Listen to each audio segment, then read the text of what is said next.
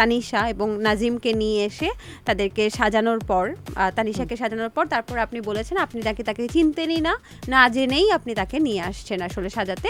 এই কারণে আমি আপনাকে সেই ফিলটা দিলাম যে আসলে কাউকে ঘরে নিয়ে আসার পর তারপরে যদি না চিনি তাহলে কেমন লাগবে। বান্ধবীর সাথে এই যেমন অনেক সময় কাটায় না, যেমন তাদের একসাথে মেলামেশা হ্যান ত্যান এরকম, এগুলো জানতাম না।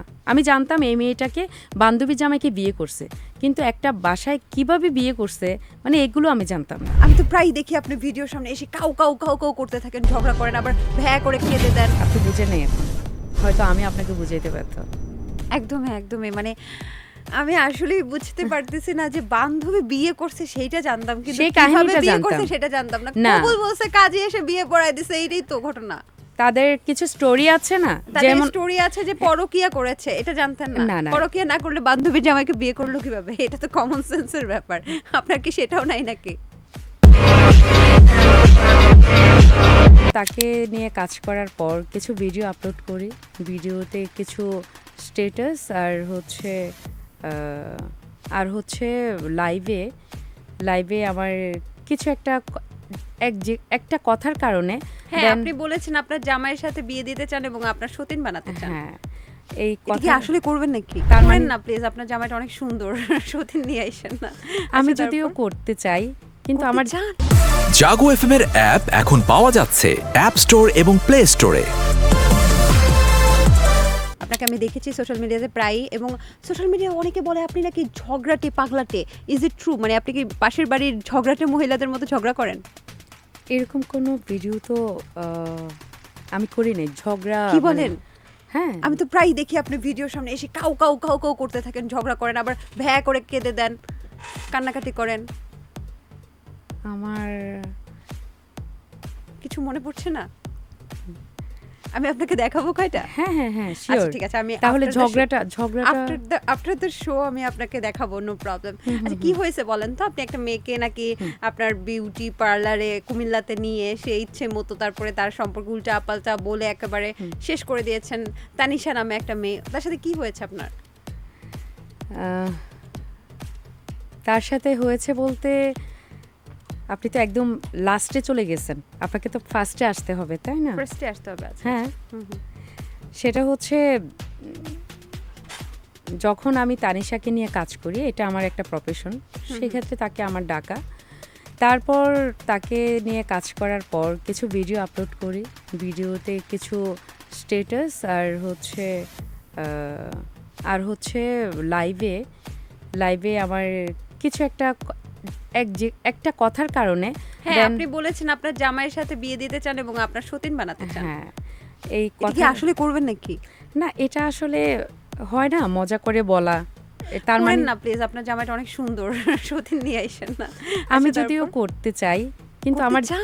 আমি যদিও করতে চাই, আচ্ছা, কিন্তু আমার হাজবেন্ড তো করবে না।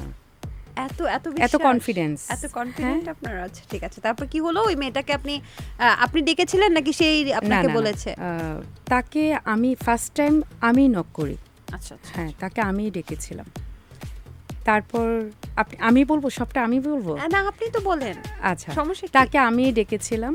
ডাকার পরে যখন আমি তাকে নক দেই, তখন কিন্তু তার ইন্টারেস্টটা খুব বেশি দেখায়। হ্যাঁ আপু, আপনাকে আমি চিনি তো, আপনার মেকআপ আমার খুব ভালো লাগে, জানেন আপনার ভিডিও আমি খুব দেখি, হ্যান আপনি ত্যান। তাকে নক দিলেন কেন? আমি এটার জন্যই যে ওকে নিয়ে একটা কাজ করব। মানে ব্রাইট বানাবেন? হ্যাঁ, তাই হ্যাঁ, তো? shoot, মানে bridal তারপরও shoot এর জন্য।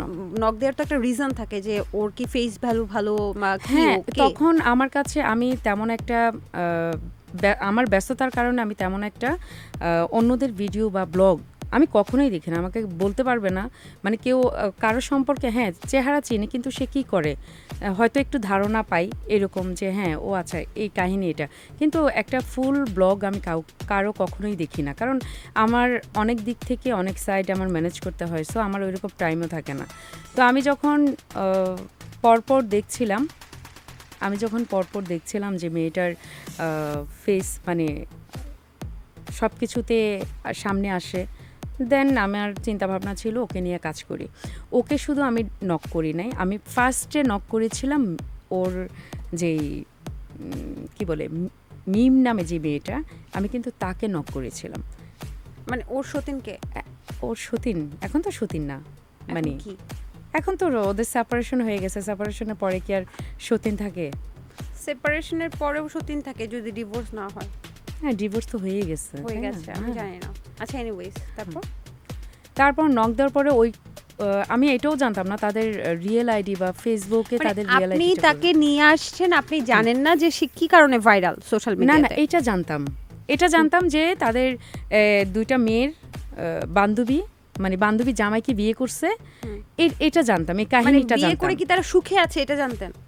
সুখে আছে, হ্যাঁ, বিয়ে করে। মানে মনে করেছেন যে এক ঘরে দুই বউ থাকে এবং তারা না না সুখে না না আছে না, এরকম? এটা জানতাম না, তাহলে কাহিনীটা জানতাম। কাহিনীটা জানতেন, কিন্তু তারপরে যখন নিয়ে আসলেন, নিয়ে আসার পরে যে কিন্তু বললেন আপনি তাদের এই জানতেন। যে মেয়েটা যে তার বাসায় ছিল, তাদের খুব ভালো আন্ডারস্ট্যান্ডিং ছিল, ওই যে বান্ধবীর সাথে একই বাসায় ছিল, তারা দুষ্টামি করতো, এই করতো সেই করতো, এইগুলো জানতাম না। তাদের ব্লগ আমি কখনো দেখি নাই। বুঝলাম না, মানে বান্ধবীর জামাইকে বিয়ে করছে এটা তো জানতেন এই আপনি? কাহিনীটা জানতাম, কিন্তু তার কিন্তু আগে আর কি? বিয়ে করার আগে তারা কিন্তু একটা বাসাতেই ছিল, থাকতো, এবং ওইখানে কিন্তু তারা ব্লগ বানাইতো, ভিডিও বানাইতো। একটা মানুষের তো বিয়ের আগে তো একসাথে দেখা না হলে তো বিয়ে হওয়ার কথা না, দেখা হওয়ার জন্যই তো বিয়ে হয়েছে। কোনটা জানতেন আর কোনটা জানতেন না আমি না বুঝতে পারছি না। আচ্ছা, যাই হোক, মানে আপনি তো জানতেন যে এখানে দুই বধূ এক স্বামীর একটা ব্যাপার হয়েছে। হ্যাঁ, এটা হ্যাঁ, জানতাম। এটা জানতেন, এটা জেনেই তারপর নিয়ে আসলেন। এখন কোন বউকে নিয়ে আসলেন সেটা বুঝেন নাই নাকি? না, এটাও বুঝেছি। এটাও কেন না? বুঝেছেন? হ্যাঁ, তাহলে পরে আবার বোঝেন নাই কি? বলেন যে আমি চিনি না, চিনতে পারি নাই, ভিডিওতে বললেন যে তাদের ওই সময় এই যে বান্ধবী যে এরকম একটা ব্যাপার ছিল, যেমন কি বলবো, বান্ধবীর সাথে এই যেমন অনেক সময় কাটায় না, যেমন তাদের একসাথে মেলামেশা, হ্যানত্যান, এরকম, এগুলো জানতাম না। আমি জানতাম এই মেয়েটাকে বান্ধবী জামাইকে বিয়ে করছে, কিন্তু একটা বাসায় কিভাবে বিয়ে করছে, মানে এগুলো আমি জানতাম না। আপনি বুঝেন নাই এখনো, হয়তো আমি আপনাকে বুঝাইতে ব্যর্থ। একদমই একদমই, মানে আমি আসলে বুঝতে পারতেছি না যে বান্ধবী বিয়ে করছে সেইটা জানতাম, কিন্তু সেই কিভাবে কাহিনীটা বিয়ে জানতাম। করছে সেটা জানতাম না। না। কবুল বলছে কাজে এসে বিয়ে পড়ায় দিছে, এইটাই তো ঘটনা।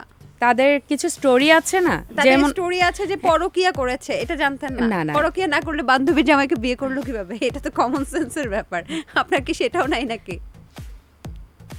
আচ্ছা, এনিওয়েজ, বাদ দিলাম। আমি ফার্স্টে বললাম যে আমি আপনাকে চিনি না, এটা একটা দুষ্টুমি করেছি। আমি আসলে মৌ আপুকে চিনি এবং আমি তাকে ইনভাইট করেছি এখানে, এটা ট্রু। এটা কেন বলেছি জানেন? কারণ হচ্ছে আপনার সম্পর্কে অভিযোগ আছে যে আপনি তাদেরকে নিয়ে এসে, তানিশা এবং নাজিমকে নিয়ে এসে তাদেরকে সাজানোর পর, তানিশাকে সাজানোর পর তারপর আপনি বলেছেন আপনি তাকে চিনতেনই না, না জেনেই আপনি তাকে নিয়ে আসছেন আসলে সাজাতে।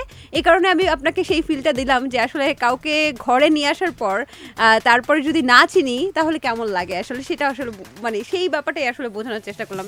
যাই হোক, আমি ভেবেছিলাম কুমিল্লার মানুষ এবং অফ এয়ারে আমাদের কথা হচ্ছিল যে আমরা অনেক ঝগড়া করবো, কিন্তু মেয়েটা একেবারেই ঝগড়া করতে পারে না, চুপচাপ হয়ে গেছে। এই জন্য আমি সারেন্ডার করলাম, আই এম সরি।